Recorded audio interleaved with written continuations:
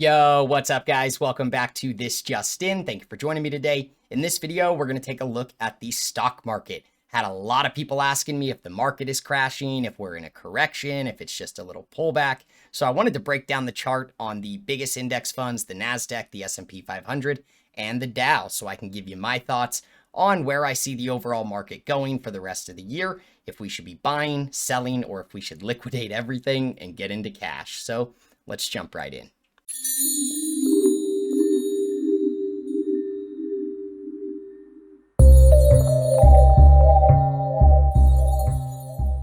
All right, guys, before we get started today, subscribe to the channel for me. Remember to hit that little bell. That way you get notified every time I post a new video. There's also going to be a link down in the top pinned comment. That's to my Patreon account. If you want to support the channel, that is absolutely the best way to do it. You'll get access to the private Discord where we talk stocks. You'll be able to check out my portfolio with all my high conviction fundamental analysis plays. You'll also get all of my swing trade setups as well, like anytime I enter a trade, the setup, my take profit, stop loss, entry, just so you know exactly what I'm doing.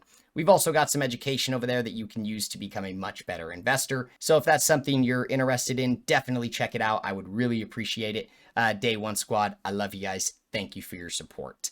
Guys, I want to talk about the market today. This video is going to be pretty short. I've just had a lot of people asking me what's going on. The stock market has been red for the last couple of days. The index funds have been rolling over. So I wanted to break down those charts and give you my thoughts on where I see it going for the rest of the year. You know, I want to take a look and see if we are just in a pullback, if we should expect a deep correction, if we should expect a crash, you know, kind of what's happening. Is this just kind of a fake out and we're going to keep rolling, or should we be headed for the hills and running for cover? So we're going to take a look at the Nasdaq first, because that's kind of the big one for me. I invest into a lot of growth stocks, you know, a lot of tech stocks. Then we'll take a look at the S&P 500, because that's probably the other half of my portfolio is in the S&P 500.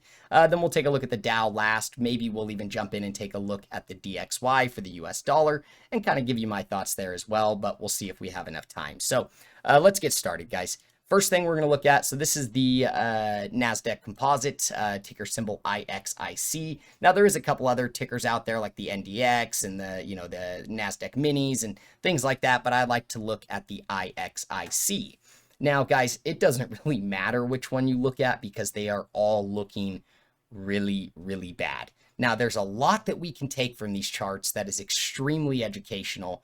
We'll start with the first thing, guys. So as you can see here, this is a pretty major level, guys, that like 15,265 to 15,403. Why? Because it was the all-time high back in early September. The level acted as resistance. We got rejected, came back to back test. The major inflection point, like that 14.1 to 14,181 is major inflection zone. You can see initial all-time high, rejected, resistance again, up thrust, couldn't hold, dump, resistance before breaking it, back testing it, more than once as critical support. So when you get these big formal, back tests of old levels as support, that is very bullish. That's exactly what we want to see. Now, when we broke this level up here, we never really formally back tested it. Yes, when we broke it, we back tested it for two or 3 days, but never a rally where it got away from it and then back tested it. And so when we came back to try that, 2 days ago, we broke critical support. Now, like we've talked about, it is not what happens, it is what happens after. It is the follow-through price action. So we broke critical support, and then look what happened, guys. We back tested it as resistance. So a level that was once support at one point or resistance at another point is now resistance again. That is not a good sign. That is not what you want to see. Then we got strong follow-through price action today. After we broke it as support and back tested it as resistance, we dumped way away from it. Now, guys, we have not tested this 200-day moving average since clear back here after COVID. So that's something that probably needs to happen, so I don't think that that's big of an issue, but that would put us around a 10% correction. Couple of things here that I want to point out that is super important, guys, and super educational, like I said. The first thing being, look at where these index funds reverse at, guys. This isn't Bitcoin. They don't just blow through levels. It reversed dead smack on the 1618 retracement. When you get into these big index funds, they just respect the TA. They respect the levels. That's why you get these clear, concise inflection zones, guys, because they move in a way that is super uniform, super homogeneous to the other index funds. So very cool there to see it, literally reverse right at that 1618.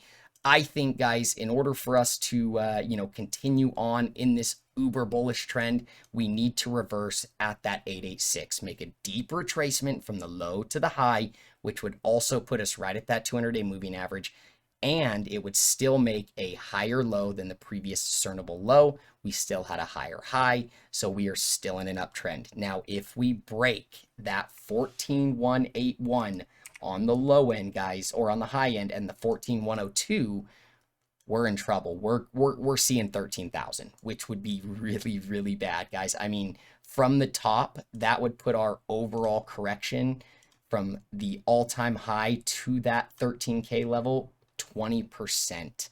That would be rough, guys. This level right here, you're at 12%, little more than a standard correction, but nonetheless. So what I'm getting at here, guys, this is in distribution phase. You need to be careful. I would be very, very selective about the assets that you put your money into.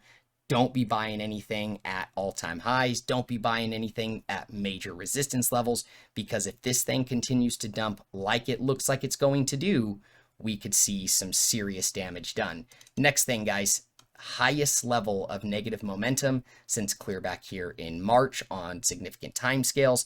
And so, and it's not even waning. I mean, your negative momentum is still building. So, you've got some ways to go until we start to see that thing starting to wane.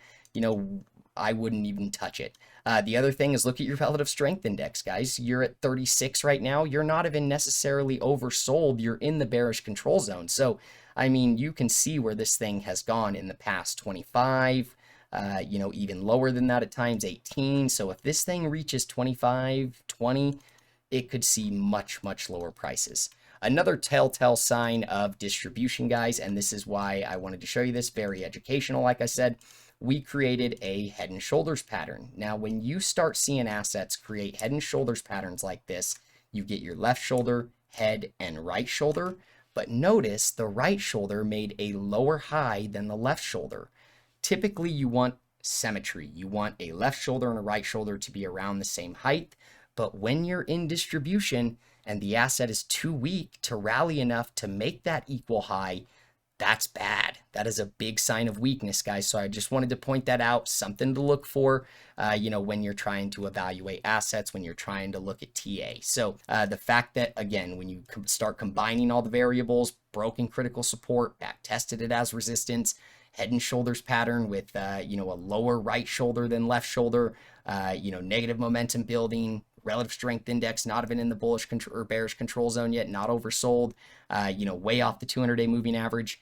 It's pretty scary, guys. It's pretty scary. The other thing that we can look at here is just kind of taking the measured move, from the head and shoulders pattern. And if we take it down to the neckline, and then let's see here, right there, 14,839. So, who knows? Maybe we pivot here, which was an initial high from back here in July, and another one from right here in August. So we'll just have to see what happens, but I would be very, very cautious until we start getting momentum shift like this, guys. You see what happens. It dumps, makes a low, rally, dumps again, and then you kind of get that inverse head and shoulders. You kind of get the left shoulder, the head, and then the right shoulder. So just something to look for, guys. As far as the S&P 500, same thing, guys. Now, the one thing on the S&P 500 that did not happen on the Nasdaq, initial high from back here in early September, rallied, back tested it as support the next day, running to all-time highs. We didn't get the inverse head and shoulders, but we did get the double top.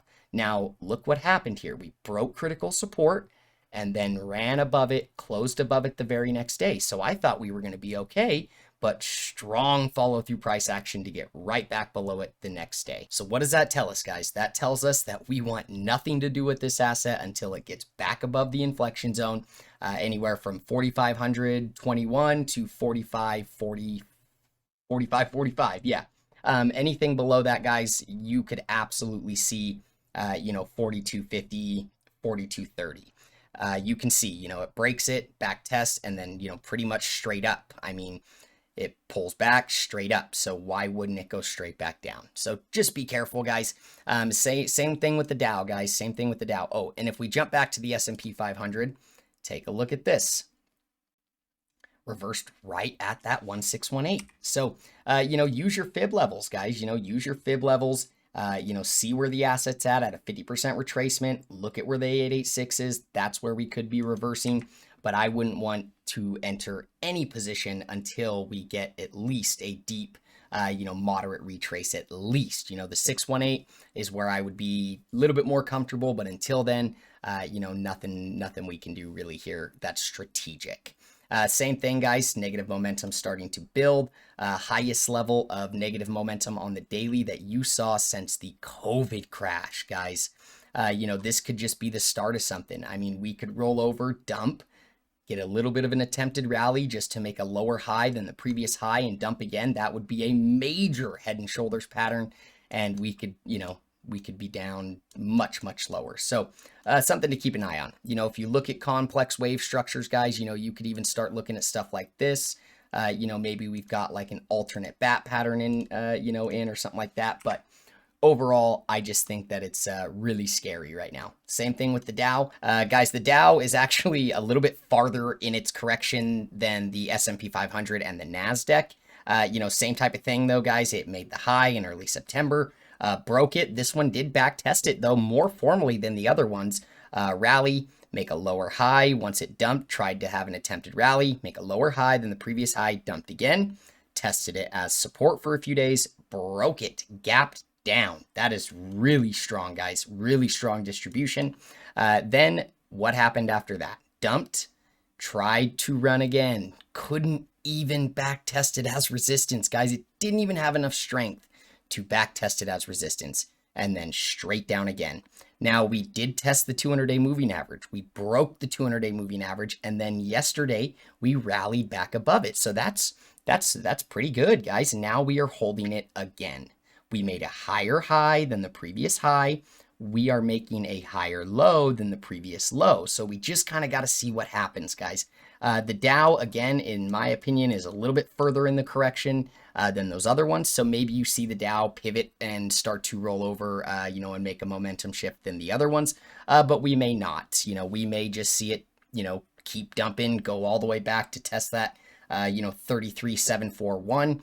And then, break that and keep going. So, if it keeps going, you're looking at 31,961. The problem with where the index funds are at right now, guys, is a lot of, unknown. They're right in the middle of ranges. There's no confirmation. There's no strategic signs that, it's going to pivot and turn. Don't get me wrong. These things have made insane pivots and just kept going, money printer go burr multiple different times, so nobody knows. But until we get a clear, concise signal that it is going to turn around, it is going to keep going, you can't take any entry that is tied to these big index funds with any bit of confidence, especially when they are at major resistance or at all-time highs. Even the ones that are back testing support can still roll over and keep dumping. Same thing with this one, guys. This one, reversed right at that. That one actually didn't get to the 1618, only got to the 1414. But we are currently sitting at a deep retrace, which is right about that 886. So the Dow could be ready to turn. You just got to, keep an eye on it. You are starting to lose your negative momentum. Your negative momentum is starting to wane. I would like to see a couple more bars, of negative momentum and getting closer to the positive momentum before I got excited about it. But same thing, guys, lowest level of negative momentum that you've seen since October 2020, and before that, the COVID crash. The relative strength index did get oversold. The other ones have not even gotten there yet. So, you did bounce off of that. You got as low as 27. You're currently sitting at 36. So you're still in the bearish control zone. I think there's a lot of work to be done here in order to get into a good spot. You know, if you don't hold this 200-day moving average and you break this level and make a lower low than the previous low, you could see some bad stuff. Again, guys, same type of thing. You could absolutely see an attempted rally to go back and actually formally test this level as resistance again to confirm to market participants that that is resistance. Dump again, and then you've got a major head and shoulders pattern. And if you take a look at the measured move, if that was to happen, I don't even want to show you it, but you know, you would be looking at something like this. If we even use that as the neckline, you'd be looking at something like this. And that would take you all the way down to about 30,000, which would be the initial high from clear back in January. You know, some wick lows, you know, an area where it back tested as support. So, you know, that could absolutely happen, guys. I mean, you could see, you know, some stuff like this, where it, you know, comes like that and then breaks. So, you know, who knows? It may not, but I just want to let you guys know that this is a time to be on the defense. This is not a time to, you know, be jumping in long positions. This is not a time to be, you know, getting overweight in one stock. You got to be well diversified. You got to go on defense in order to protect your capital, focus on risk management, and be careful. You know, the times that you get absolutely destroyed is when you're jumping in stocks, you know, when the market is looking like this and then it keeps going, it rolls over, you jump in prematurely, and then the asset dumps below, you know, support, and you're wrecked. So one thing I will say, guys, is we've got to look for stuff like this at least. You know, when these things dump, you know, you get a low, you get a confirmation low, so you get your first reaction low, confirmation low, and then you make a lower high. Until we do that, you cannot be bullish. So that's it for today, guys. I mean, the other thing I will point out is there is a couple like triple leverage index funds like the SQQQ. I think there is a Chinese one. I can't remember the ticker symbol. It actually might be Yang. Yeah, Yang. So this is a triple leverage index, you know, triple leverage inverse, excuse me, ETF for China stocks. You can see here, guys, I mean, look at that. You know, found a bottom, started making a momentum shift, and started rallying, started doing really well. You've got an M shape here. So, you know, this is something to potentially look at. You're testing the 200-day moving average as support. If the Chinese stocks keep dumping and the market is ready to keep going and into a major correction, these could be really great assets to be trading. You know, I don't do a lot of option trading. I like trading stuff like this, you know, really good way to hedge against a correction. So something to keep in mind. I am going to send out a list to these in the Patreon. So if that's something you want to check out, come over and join us over there. Subscribe to the channel if you got any value out of the video today. Have a wonderful day, and I'll see you guys in the next one. Peace.